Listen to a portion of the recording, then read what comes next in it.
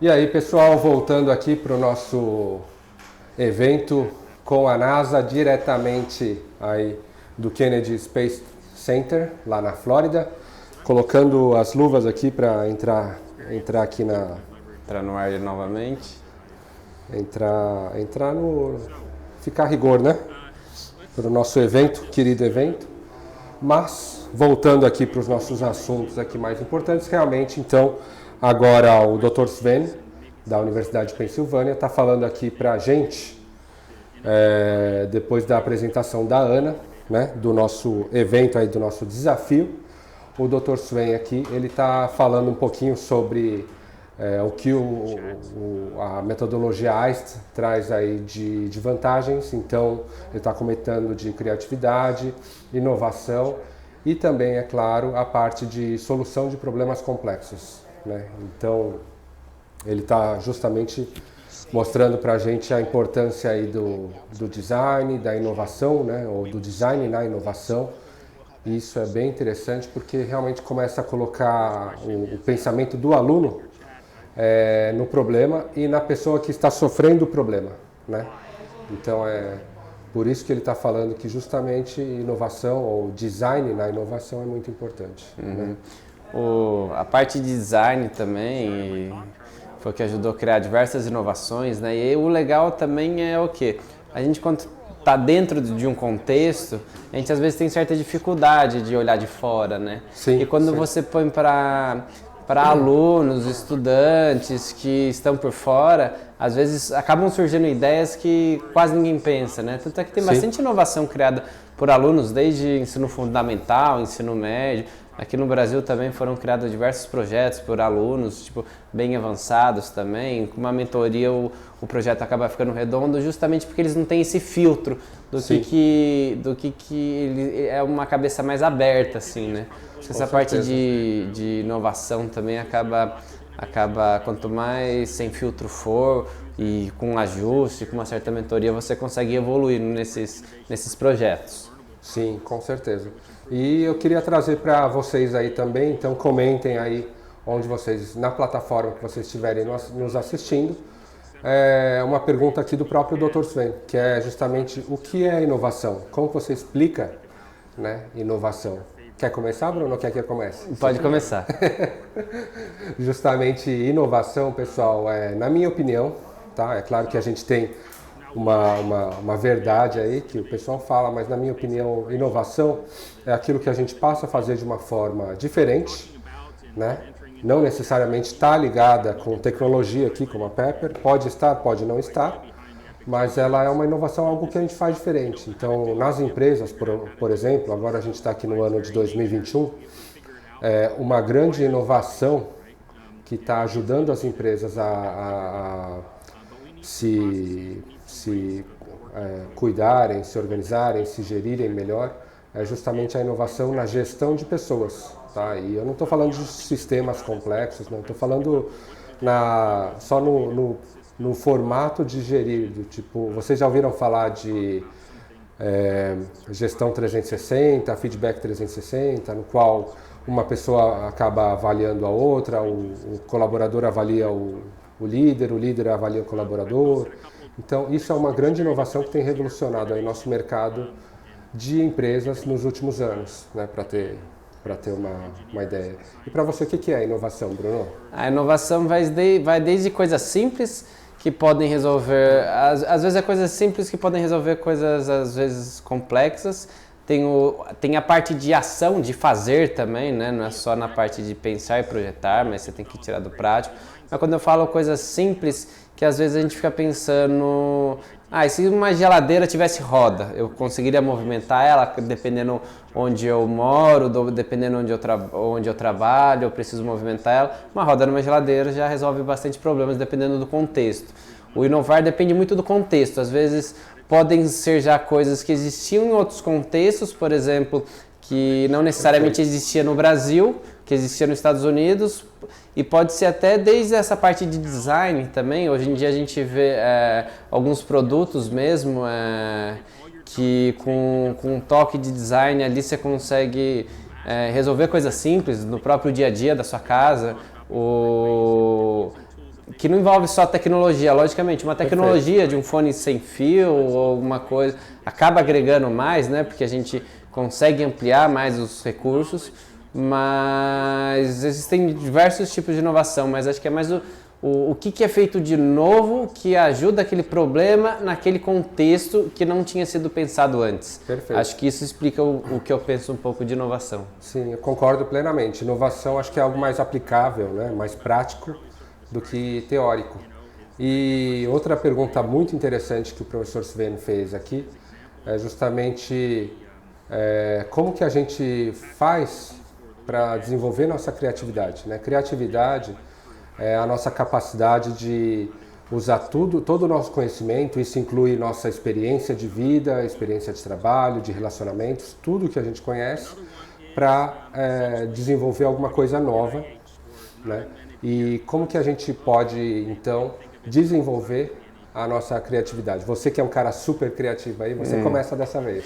Eu acho que criatividade é bem com base em... agrega muito a base de experiências, agrega muito a base de informação, você lê muito, você buscar sobre assuntos, não só do seu nicho, mas em assuntos diferentes também. Porque quando você vê contextos diferentes, você consegue juntar uma ponta daqui com uma outra ponta daqui, junto no seu negócio ou junto no seu serviço, ele acaba virando alguma coisa nova para o teu nicho de mercado. Quando a gente fala em criatividade, a parte de criar, é quando a gente busca todas as informações e vai agregando uma a outra para aparecer alguma coisa nova e original. Originalidade é diferente de criatividade. Original é quando é uma coisa única, nunca feita. Criatividade, dependendo do contexto, pode ter sido feito, mas é trabalhada em outros tipos de ambientes. Mas é muito treinamento também, é muita prática, é muito exercício, vale a pena fazer essa prática no dia a dia e muitas vezes, por exemplo, você que vai até o trabalho, você que vai até a universidade, até a escola, ficar acompanhando tudo que está passando em volta, ou mesmo, por exemplo, se você gosta de acompanhar algum canal no YouTube, comece a procurar outros de outros assuntos também, porque é onde vai te trazer mais informações que você vai podendo cruzar. Por isso que, querendo ou não, ainda eu comento muito, por exemplo, desde revistas ou TV aberta, assim, sabe? Uhum. Que ela te põe informações que você muitas vezes não está buscando, daí você não fica fechado naquilo. Você pega um Discover ou outros canais que falam desde a vida dos animais ou coisas relacionadas à cozinha em canais fechados ou programas tipo de streaming.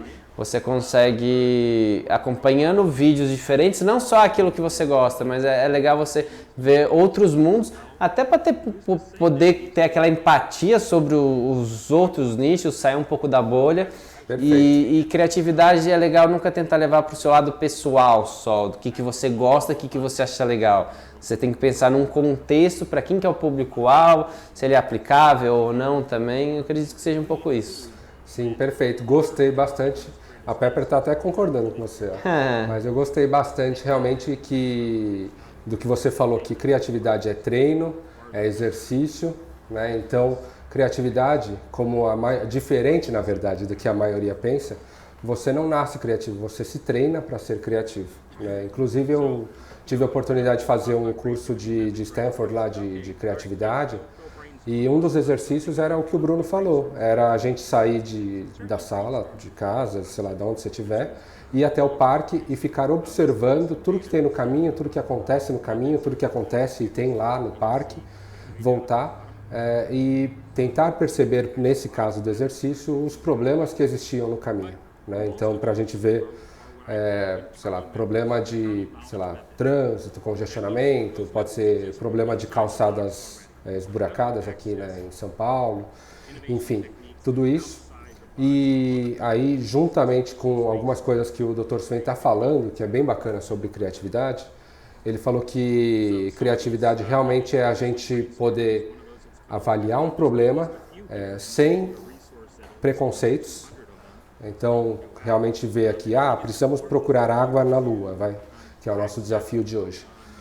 Então, como que a gente pode fazer? E sem ter nenhum tipo de preconceito do tipo, isso daí não vai funcionar e tal. Então, a gente conversando ou sozinho, praticando na cabeça ou no papel é melhor ainda, ou em grupo, a gente vai jogando e soltando algumas ideias, né, brainstorming aí, que a gente consegue falar sem esse bloqueio. Vão, obviamente, sair algumas ideias absurdas, só que talvez essas ideias absurdas possam levar para alguma solução não absurda, né? Então, algum pedacinho daquela ideia absurda talvez seja útil.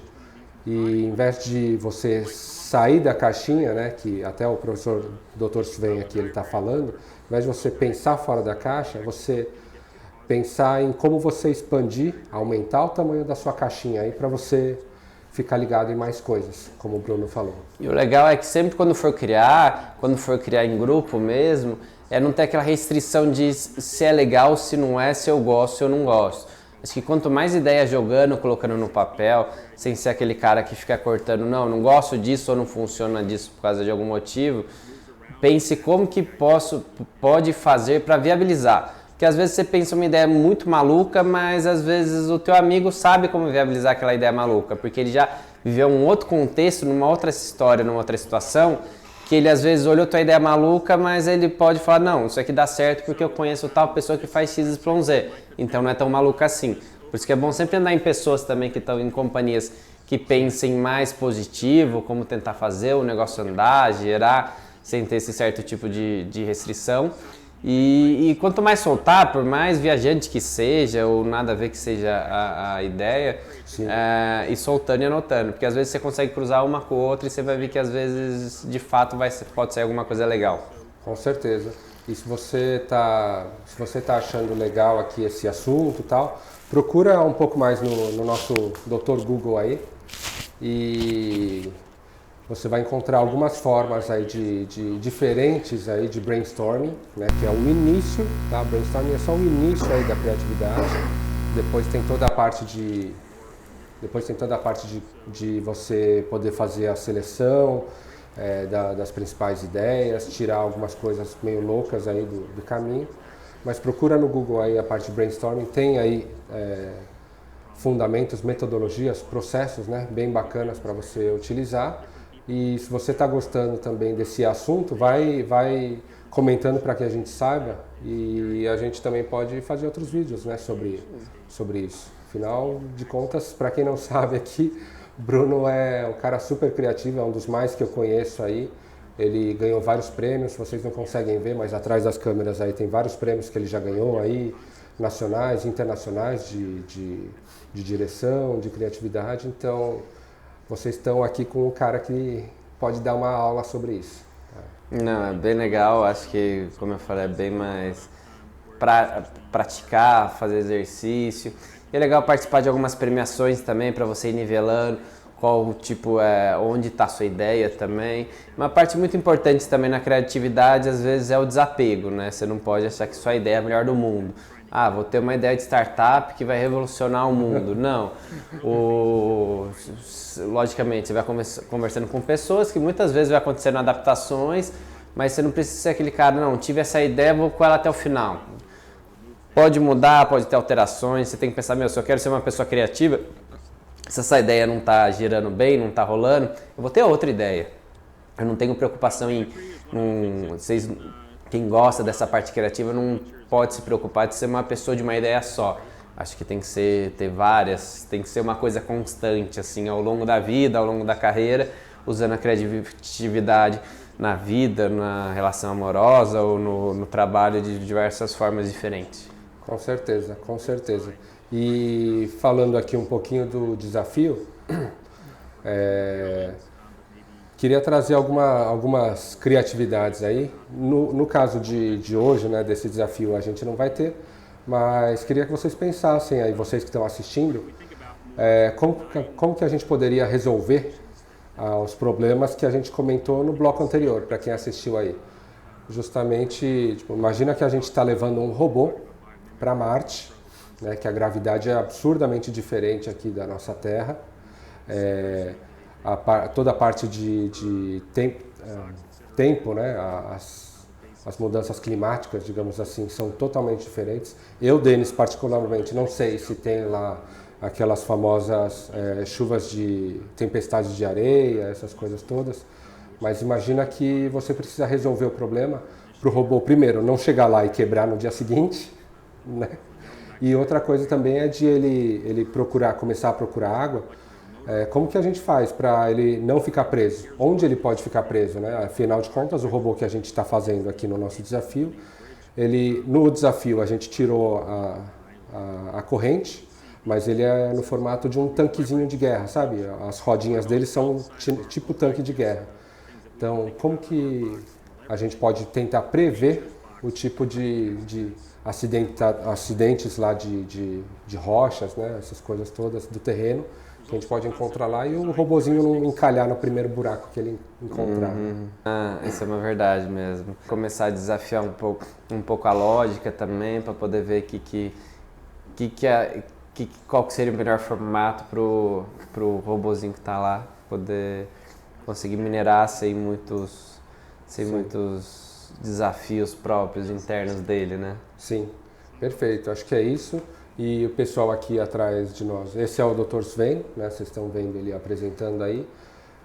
Apareceu o Dr. Charles, que vocês já conhecem, a Ana também. E antes da gente começar esse bloco aqui, a gente estava justamente conversando com eles aqui direto do Brasil NASA para ver se estava tudo certo com a nossa plataforma.